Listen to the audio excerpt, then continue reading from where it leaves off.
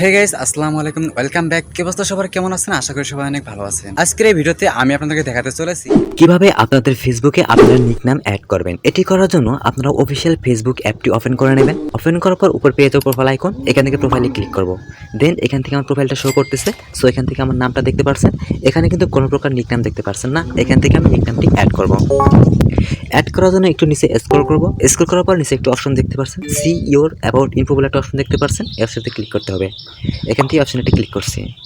এই অপশনে ক্লিক করার পর ঠিক এরকম একটা পেজ ওপেন হবে। সো এখান থেকে আপনি একটা অপশন দেখতে পাচ্ছেন, অ্যাড আদার নেম বলে, এবং সে দেখতে পাচ্ছেন নিকনাম।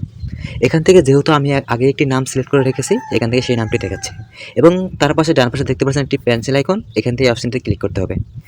এটাতে ক্লিক করার পর নিচে পেয়ে যাবেন এডিট নাম, এখান থেকে এডিট নাম অপশনে ক্লিক করবেন। দেন এখান থেকে নামটি লেখার জন্য বক্স পেয়ে যাবেন। এখান থেকে আপনাদের মতো আপনার নামটি লিখে দেবেন, বাংলা, ইংলিশ, হিন্দি, তো আপনাদের মতো আপনারা লিখে দেবেন। সো এখান থেকে আমি লিখে দিচ্ছি প্রফেশনাল কন্টেন্ট ক্রিয়েটর।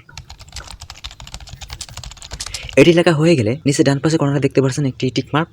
টিকমার্ক করে দেওয়ার পর নিচে পেয়ে যাবেন সেভ বাটন। সেভ বাটনে ক্লিক করার পর এখান থেকে আপনাদের নিক নামটি সেভ হয়ে যাবে। সো এখান থেকে ব্যাক আসবো। ব্যাক আসার পর এখান থেকে পেজটাকে একটি রিলোড দেবো। দেন এখানে আমার নামটা দেখতে পাচ্ছেন। সো আপনারা চাইলে খুব সহজে আপনাদের পছন্দ মতো আপনারা এভাবে নামটি সিলেক্ট করে নিতে পারেন। তো এখনও যারা চ্যানেলে নতুন তারা চ্যানেলটি সাবস্ক্রাইব করবেন এবং পেজ থেকে দেখে থাকলে পেজটি ফলো করে দেবেন। ধন্যবাদ।